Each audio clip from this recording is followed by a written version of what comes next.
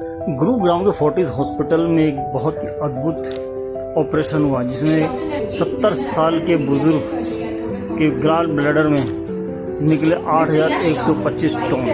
Doctor Amit ने बताया कि यह स्टोन बहुत ही क्रिटिकल था और इसको हमने बहुत मेहनत करके करीब 1 घंटे की सर्जरी में हमने इसको रोबोटिक सर्जरी से इसको निकाला और ये हमारी पूरी टीम की कामयाबी है कि आज वो मरीज पूरी तरह स्वस्थ है और उसे किसी प्रकार की परेशानी नहीं है। Fortis memorial research institute Gurugram का एक बेहतरीन कारनामा और बेहतरीन इलाज देखने को मिला। दिल्ली से कुलवंत कौर के साथ लाल की रिपोर्ट और ये जो पेशेंट थे जिनकी उम्र 70 साल की थी, ये बहुत सालों से परेशान थे और जो इनको तकलीफ होती थी वो पेट में दर्द रहता था, एक भारीपन, सीवियर बैक पेन, भूख लगनी बंद हो गई थी और वजन घट रहा था। और जैसा कि अमूमन होता है कि हमारे जो एल्डर्स होते हैं फैमिली में, वो इन सिम्टम्स को इग्नोर कर देते हैं। वो ये सोचते हैं कि ये गैस के सिम्टम्स हैं, इंडाइजेशन के सिम्टम्स हैं, और कोई विकल्प नहीं रहता और उनको हॉस्पिटल में आना पड़ता है। तो इसी तरह से इन पेशेंट के साथ भी ऐसा ही हुआ कि लंबे अरसे से परेशान होने के बाद जब समस्या इतनी गंभीर हो गई, दर्द इतना बढ़ गया और इतना असहनीय हो गया, तो उनको इमरजेंसी में फोर्टिस हॉस्पिटल के अंदर गुड़गांव में लाया गया। और जब हमने उनको देखा तो बहुत सीवियर पेन में थे, उल्टियाँ कर रहे थे और बहुत परेशान थे।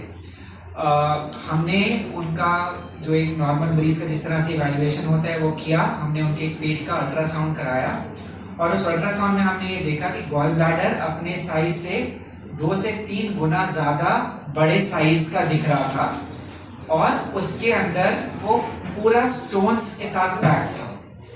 तो जो अल्ट्रासाउंड में इस फाइंडिंग को वॉल इको कॉम्प्लेक्स कहते हैं, उस तरह की फाइंडिंग्स दिख रही थी।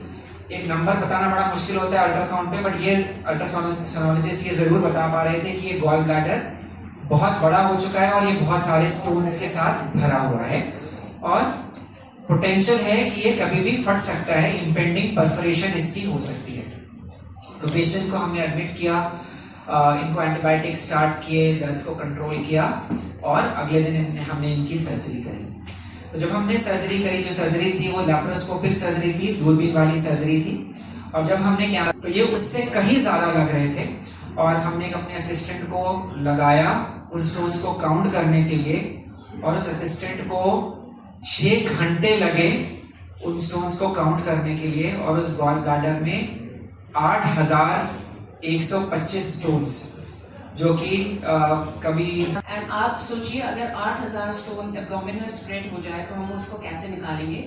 तो surgery was technically very challenging, but we could complete it laparoscopically and that is why the patient was very comfortable the next day, pain free and he was ambulant, चल फिर रहे थे, अपना नॉर्मल खाना खा रहे थे और पेन उनका बहुत कम हो गया था as compare to what he was having before the surgery. देख सकते हैं राइट साइड में जो है वो गॉल ब्लैडर है एंड जो लेफ्ट साइड में जो हीप्स बने हुए हैं, दीज आर द स्टोन्स। जो ऊपर है वो बहुत ही माइन्यूट है, बहुत छोटे हैं, जिनको काउंट करने में हमें सबसे ज़्यादा समय लगा। एंड नीचे जो दूसरा हीप है, these are also the stones. So collectively it was like 8,125। पहले फास्ट फूड अवॉइड करना चाहिए, फैटी फूड अवॉइड करना चाहिए, घी तेल वाली चीज़ें, बटर, चीज़, तली हुई चीज़ें, पूड़ियाँ, भटूरे, ये सब चीज़ों को खाने पीने में अवॉइड करना चाहिए। दूसरा, कोई जेनेटिक प्रीडिस्पोजिशन ऐसा नहीं है, बट कुछ पेशेंट्स के अंदर जिनके अंदर हीमोलिटिक एनीमिया की बीमारी होती है जिसमें खून टूटता है, जैसे कि थैलेसीमिया, हेरिडिटरी सीरोसाइटोसिस, इनके अंदर स्टोन की इंसिडेंस बहुत ज़्यादा होती है। तो इन पेशेंट्स के अंदर अगर पेट में दर्द हो रहा है तो इसको इग्नोर नहीं करना चाहिए। दूसरा जो एक बहुत इंपॉर्टेंट चीज़ है कि प्रेगनेंसी रिस्क फैक्टर है गॉल ब्लैडर स्टोन्स का। काफ़ी सारी महिलाओं को प्रेगनेंसी के दौरान या इमीडिएटली पोस्ट डिलीवरी पेट में दर्द होता है, तो इस चीज़ को भी हमेशा ध्यान रखना चाहिए कि ये जो है, जो पेन है, ये स्टोन्स की वजह से हो सकता है। प्रेगनेंसी में जो नॉर्मली अल्ट्रासाउंड्स होते हैं वो यूजुअली बच्चे की ग्रोथ के लिए लोअर एब्डोमेन के अल्ट्रासाउंड्स होते हैं। तो अगर पूरा पेट का अल्ट्रासाउंड किया जाएगा जिसमें गॉल ब्लैडर दिख जाएगा तो उन पेशेंट्स के अंदर भी इस बीमारी को पकड़ा जा सकता है। ये 70 साल के जेंटलमैन थे और ये काफ़ी साल से परेशान थे। इनको जो तकलीफ़ होती थी वो पेट में दर्द होता था। पेट में ऐसा महसूस करते थे कि किसी ने एक भारी कुछ सामान रख दिया है। ये दर्द पेट से बैक की तरफ, पीठ की तरफ जाता था, कंधे की तरफ जाता था। बहुत ज़्यादा वीकनेस महसूस करते थे और इनका वज़न भी घट रहा था। ये आसपास अपने घर के पास डॉक्टर के पास जाते थे, दवाइयाँ लेके दर्द में थोड़ा सा रिलीफ मिल जाता था तो बीमारी की डायग्नोसिस नहीं हो पा रही थी।